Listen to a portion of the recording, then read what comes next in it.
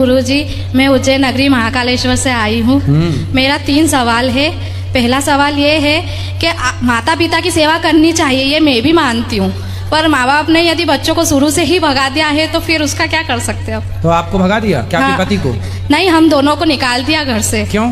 बस छल कपट है उनके मन में, मतलब आपके अंदर छल कपट नहीं है? नहीं है, मतलब उनसे मेरे को दूर रखती। जैसे मेरे को खाना वाना परसना है, और जैसे पति नहाते हैं तो टावेल मांगना, तो वो मतलब वो देने चली जाती है, खाना वो परसने चली जाती है। कौन? मेरी सासू माँ। तो माँ अपने बेटे को भोजन दे रही है, इसमें क्या बुराई है? नहीं, पर फिर मैं भी तो दूर हो जाती हूँ ना। क्यों? तो आप कितने दूर हो जाती हैं? अब आपकी माँ आपके पति को भोजन दे रही है, इसमें क्या दूर हो जाएंगे? नहीं, वो बात भी नहीं। मेरा सवाल बस इतना है कि हमको निकाल दिया। क्यों निकाल दिया? नहीं बोला हमको तो नहीं रखना, बस ये बात है, कुछ भी नहीं। कितने भाई हैं आपके पति लोग? एक लड़का है, मतलब सॉरी, एक देवर है। एक देवर है। हाँ। शादी होगी उनकी? नहीं हुई। तो आप सेवा करती हैं अपनी सास की, खुश रखती हैं अपनी सास को, तो सास क्यों निकालती है आपको घर से? मैं तो शुरू से रख रही थी। वो कहते हैं ना कि ताली दोनों हाथों से बजती है, तो अब मैं भी कब तक एडजस्ट कर लूंगी? कौन से हाथ से ज्यादा बजी? दोनों से तो बजती है, बस ज्यादा किससे बजी? आपके से या सास के से? मेरे को दुख होता है ना, मुझे दुख होता है कि मैं आपका कहना मानती हूँ कि माँ बाप की सेवा करनी चाहिए, पर मुझे दुख होता है ना कि मैं तो कर ही नहीं पाती हूँ ना। तो आप अलग रहते हैं? हाँ, अलग रहती हूँ मैं। तो उनका घर कितने दूर है आपके घर से? 5-6 किलोमीटर। अच्छा। हाँ। तो आप पास में रहिए और आते जाते रहिए। हाँ, उनकी हाँ। सेवा करते रहिए। सास ससुर को अकेला नहीं छोड़ना चाहिए। हाँ, आपको देखो प्रॉब्लम तो थी, आपके पति को आपकी सास भोजन दे, इसमें आपको प्रॉब्लम थी। इसका मतलब सास की गलती मुझे कम लग रही है, आपकी ज्यादा लग रही है। नहीं, प्रॉब्लम मेरे को वो नहीं थी, पर उनका भी तो कहना है, मतलब आज मैं भी तो खाना देने जा सकती हूँ ना। मेरा अधिकार नहीं है क्या? तो आपके पति आपके साथ नहीं रहते क्या? रहते हैं ना। हाँ। पर जैसे खाना परोसा हुआ है, मेरे को खाना परोसना है उनको, तो खाना मम्मी जाके दे रही तो हैं। जब दिन भर माँ ही परोसती हैं, आप बिल्कुल नहीं परोसती हैं? तो वही तो बात है। कितनी बार खाते हैं मेरे को आपके तो पति? किचन में खाना भी नहीं, शुरू में जब मैं शादी करके गई थी तो मुझे तो खाना भी बनाने नहीं दिया था उनने किचन। कितनी अच्छी सास है, क्या आपको खाना भी नहीं बनाने दिया कि बहू कहीं जल ना जाए, बहू अच्छे से रहे। अब तुम्हें गुण में भी अवगुण दिखाई पड़े तो उसमें सास क्या करे? क्या करे संसार? कितनी अच्छी सास है। तो मुझे आपको अच्छा सास की अच्छाई नहीं दिखती? तो आपकी सास ना, देखो आपका बेटा है। हाँ, एक लड़का है। तो आप अपने बेटे को भोजन कराती हो? हाँ। हाँ। तो जितने प्यार से आप अपने बच्चे को भोजन कराती हो, ऐसे आपकी सास आपके पति को प्यार से भोजन कराती है कि मेरा बेटा है, प्यार से कराती है। हर माँ चाहती है कि मेरे बेटे को, मेरी माँ भी कभी कभी मेरे को परोसती है, आज मैं खिलाऊंगी, तो माँ का प्यार होता है। बिल्कुल। और आपके पति कितने बार खाते हैं? 2 टाइम। तो एक ऐसा किया करो, बोलना 3 टाइम खाओ। तो 2 टाइम सास के हाथ से परोस के, एक बार आप सेपरेट अपना आप तो हम तो कहते हैं परोसना करो, बैठ के खिलाया करो। तुम ही मेरे मंदिर, तुम ही मेरी पूजा। और दूसरा सवाल ये है कि मासिक धर्म जो अपना आता है तो उसमें गाय को हाथ लगाना चाहिए कि नहीं? गाय की सेवा कर सकते हैं। और 11 वाले दिन रोटी दे सकते हैं गाय को? हाँ। ठीक है। और तीसरा सवाल ये था कि गुरुजी, मैं तो मतलब मीडियम फैमिली से हूँ, रोज का कमाना और रोज का खाना है, पर मेरी इच्छा बहुत होती है कि मैं ये करूँ वो करूँ, पर मन अंदर से दुख होता है मुझे। कोई बात नहीं, जितना आप कर सकते हैं उतना करो। भगवान आपको खूब तरक्की दें, खूब सुखी रहें। बस यही सवाल। और मैं आपसे प्रार्थना करूँ अपनी सास का खूब ख्याल रखना। बहुत अच्छी है आपकी सास। ठीक है। राधे राधे गुरुजी। राधे राधे। राधे राधे गुरुजी। जी। मेरा नाम निधि है, मोकामा से आया है। कहाँ से आए हैं? औटा से, पटना की तरफ है जी। मेरा डिस्ट्रिक्ट पटना पड़ता है। तो महाराज जी, मेरा प्रश्न है, आप कहते हैं जस करनी तस भोगी है पापा, सबके फल प्रभु देत विधाता, तो ऐसा क्यों है? सब बस कहते हैं कि जो जैसा करता है उसको वैसा भरना पड़ता है। हाँ। मगर हम देख रहे हैं अपने नजर से, जिसमें हम ज्यादा विश्वास करते थे वही हमको धोखा देता है। कौन है वो? नाम बताओ उसका। नाम नहीं बोलेंगे महाराज जी, क्योंकि सब रिलेशन के हैं, इसलिए। तो रिलेशन वालों ने धोखा दे दिया आपको? हाँ। पति ने तो नहीं दिया ना धोखा? वो भी थोड़ा बहुत दे ही देते। पति ना दे, बाकी सब दे तो चलेगा? नहीं, पति भी थोड़ा बहुत दे चुके हैं, इसीलिए। कहाँ पति आपके? यही तो है। अभी बात करेंगे पति से। अभी आप बताओ, तो आपका किसी ने, परिवारी लोगों ने आपका विश्वास तोड़ा है? हाँ। कोई बात नहीं, इसलिए कहता हूँ विश्वास परिवार पर करना ही क्यों, करोगे तोड़ ही देंगे, इसलिए विश्वास भगवान पे। मेरे तो गिरधर गोपाल। मेरा तो है, मगर मेरे पापा का विश्वास था, अपने बहन बहनोई सब पे था, तो उन लोगों ने उनको चीट कर लिया। अच्छा। तो महाराज जी, आप कहते हैं जो जैसा करता है उसको वैसा भोगना पड़ता है, तो जो लोग पाप करते हैं वो लोग इतना सुखी कैसे हैं? बेटा वो सुखी नहीं है, आपको ऐसा लग रहा है कि वो सुखी हैं। देखो पिछला कोई पुण्य होता है, जैसे दुर्योधन कितना पापी था ना, लेकिन पांडव लोग वनवास में थे और वो लोग राजमहल में खुशियां मना रहे थे, जबकि वो गलत थे और पांडव लोग सही थे। फिर भी वो 12 साल का वनवास भोग रहे थे। लेकिन क्या हुआ, समय बीता और उन लोगों का जो पुण्य था, जब तक पुण्य था तो ऐश्वर्य से राजमहलों में रहे, लेकिन जब उनने पाप किया उसका दंड मिलना स्टार्ट हुआ तो सर्वनाश हो गया। पाप कुछ दिन के लिए मौज दिलाता है, सब दिन के लिए नहीं।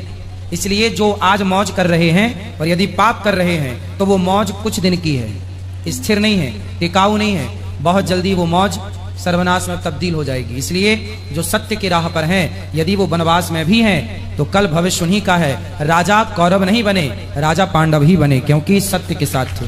भला करने से भला ही होगा बेटा, बुरा नहीं हो सकता। हाँ, ईश्वर के घर थोड़ा देर है, न्याय करते हैं, देर से सब्र रखिएगा।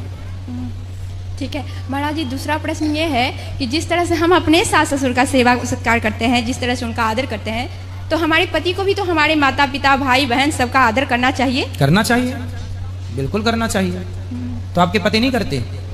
कभी कभी बेचारे कर लेते हैं। तो कभी कभी सास मिलती होगी तो रोज थोड़ी सास के पास जाएं। जाना नहीं है महाराज जी, कभी कभी हाइपर होते हैं ना, सुपर हाइपर, इनका दिमाग गर्म हो जाता है, कुछ भी बोलते हैं। कोई बात नहीं, आप देखो गुस्से में जो बोला जाता है वो सब झूठा होता है, झूठ निकलता है। इसलिए गुस्से की बातों को ना कैप्चर नहीं करना चाहिए, पकड़ना नहीं चाहिए कि आपने ऐसा बोल दिया। भाई वो हमने गुस्से में बोला था, हम कोई प्रसन्न चित्त, इसलिए कहते हैं क्रोध में व्यक्ति शैतान हो जाता है। आप कहाँ रह गए? अब तो आप पर क्रोध काम कर रहा है ना, क्रोध आपको दौड़ा रहा है, क्रोध आपको नचा रहा है। जैसे किसी को भूत लग जाते हैं तो वो नहीं, फिर भूत वाली हरकत तो अब उसकी कोई गलती नहीं है, क्योंकि उसके अंदर कोई और काम कर रहा है, कोई और नेगेटिव एनर्जी काम कर रही है। उसी तरह क्रोध भी एक नेगेटिव एनर्जी है। इसे कहते हैं आसुरी शक्तियां। जब हमारे अंदर आसुरी शक्तियां मीन्स काम क्रोध प्रवेश करता है तो फिर हम नहीं रह जाते, हम उन आसुरी शक्तियों के अधीन हो जाते हैं। जैसे राजा परीक्षित पर कलयुग जब सवार हुआ तो वो ना रह गए, उन्होंने एक संत का अपमान कर दिया, वो किया नहीं, उस आसुरी शक्ति ने उनसे करा दिया। तो अब मैं कुछ नहीं करता, लेकिन यदि आसुरी शक्तियां आ गई, नेगेटिविटी आ गई, नकारात्मक, अब कोई फांसी लगाता है, आत्महत्या करता है, तो बताओ कोई आत्महत्या कर सकता है? यदि आत्महत्या करना मजाक होता, अच्छी चीज होती तो हम सब ना कर लेते। सही बात है। लेकिन आत्महत्या आदमी कब करता है? जब वो बिल्कुल डिप्रेस हो जाता है। आसुरी शक्तियां मीन्स नेगेटिविटी इतनी घेर लेती हैं कि उसे कोई रास्ता नहीं दिखता, वो अंधा हो जाता है। फिर उसे एक रास्ता दिखता है, अब मर जाते हैं, अब मर जाते हैं, मर जाते हैं। और वो, अब बताइए, कोई फांसी का फंदा गले में डाले और लटके, कितना मतलब भयानक है ये, कितना दर्दनाक है। कोई ऐसी थोड़ी मर जाता है। तो कोई जितने भी आत्महत्या करने वाले हैं, सुसाइड, जहर खा के आग में, अब देखो आपका जरा रोटी की भाप लग जाए तो कितना दर्द हो जाता है। लेकिन कुछ लोग मिट्टी का तेल डाल के आग लगा लेते हैं, और जब वो जलते हैं तो फिर वो भागते हैं पानी की ओर, ना मिले वो अलग विषय, पर जान दर्द हो रहा है, पीड़ा हो रही है, किसने कराया? जल गई स्त्री या पुरुष, ट्रेन के नीचे आ गए, छत से कूद गए, पानी में कूद गए इत्यादि। क्यों? किसने कराया?